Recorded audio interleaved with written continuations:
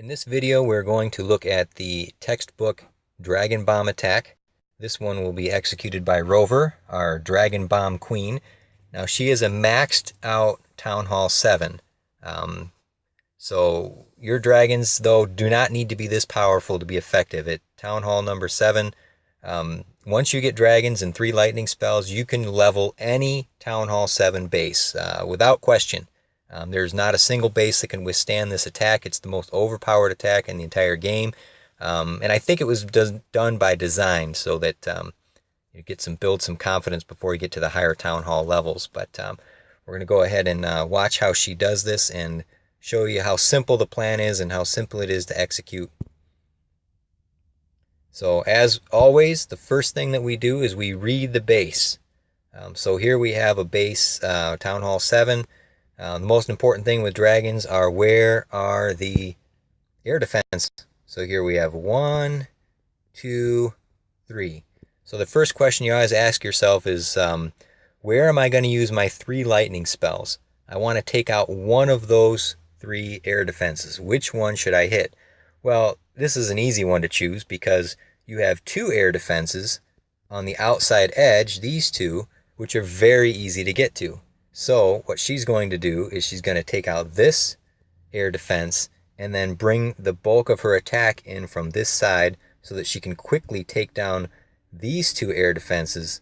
And from that point on, it's game over. She will just overwhelm this entire base. Couple of nuances now. That's the basic strategy. Here's a few things to become even more effective.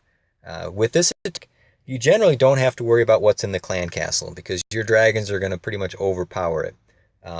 But it's always a good idea to at least be aware of where that clan castle is and see if you can't trigger it early.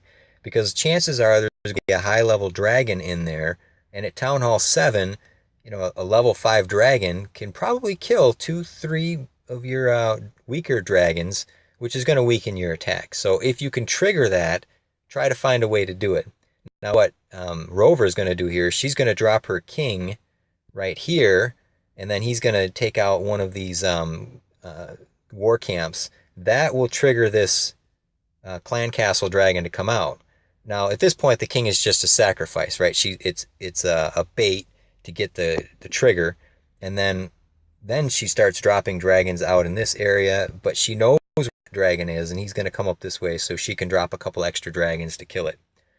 The other thing to notice on this base is these, we've got 4, there's one down here and there's one up here, 4 huts. So what you don't want to do is run out of time. So she's going to save a dragon. I think she places her 10th dragon over here. She's going to start her attack with a dragon here and a dragon to take care of that one up there.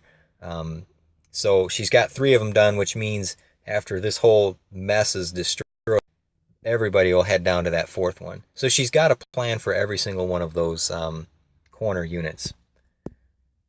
So let's see how this thing unfolds. Go ahead and roll the tape.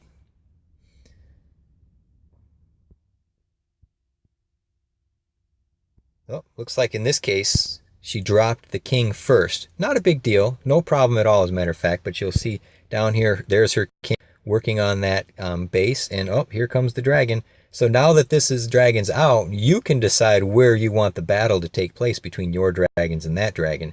If you don't do this first, this dragon here will decide where he wants to fight you, and if he decides to fight you right here, where all of your units are trying to take down these air defenses, they'll be distracted and he'll just soften you up a little bit faster than he needs to. So this is a very proactive approach to drop that king first.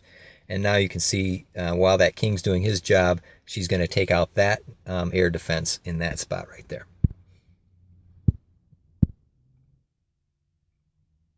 So zoom out. Okay, pause for a moment.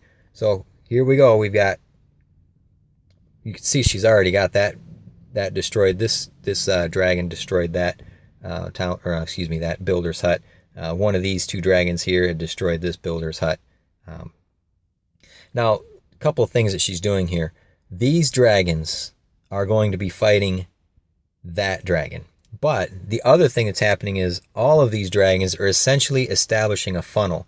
they're taking out all of the units on these outside bases, because what dragons will tend to do is they will work their way all the way around these air defenses, and they'll completely miss these things if you let them. So you're establishing this funnel to clear a path so that you can try to force the dragons to go into the middle of the base rather than have them rotate around the outside and while rockets are shooting them in their flanks the whole time. So she's accomplishing two things with these dragons. She's going to use them to kill the enemy dragon, but she's also establishing that funnel so that as she drops troops, they're more likely to stay in the core. This is another critical aspect of being of the dragon bomb attack. If you really want to be successful, you have to understand funneling.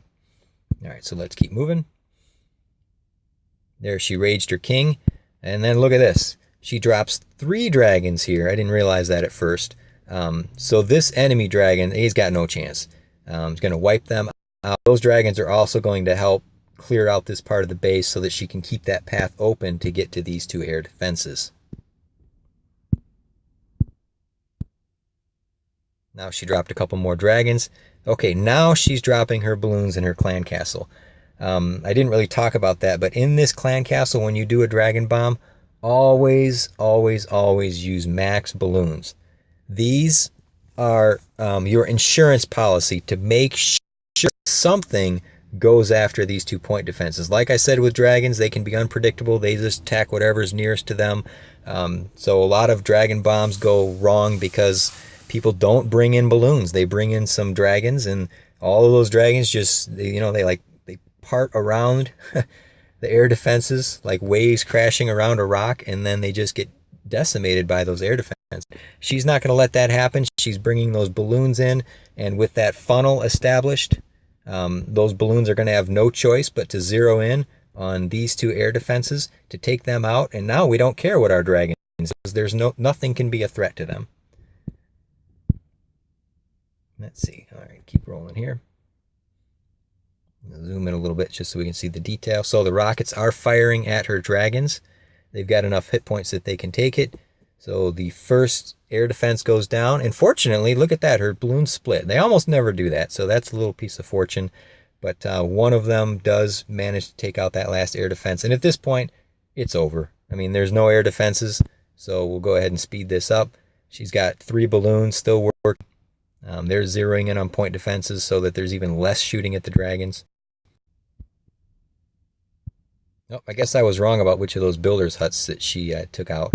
You'll see there's one down here in the corner that's already gone. I thought that's the one they ended on, but in fact, they all end up on this one. What you don't want to end up with is a builder's hut here and here, because as you can see, these things are all going to group up towards the end of most attacks. So if they have to go here and here, you might just run out of time. So make sure you have a plan to take out all the corners. It's okay to leave one. That is not a threat. So there you go. Perfectly executed dragon bomb attack. 3 stars for the war effort.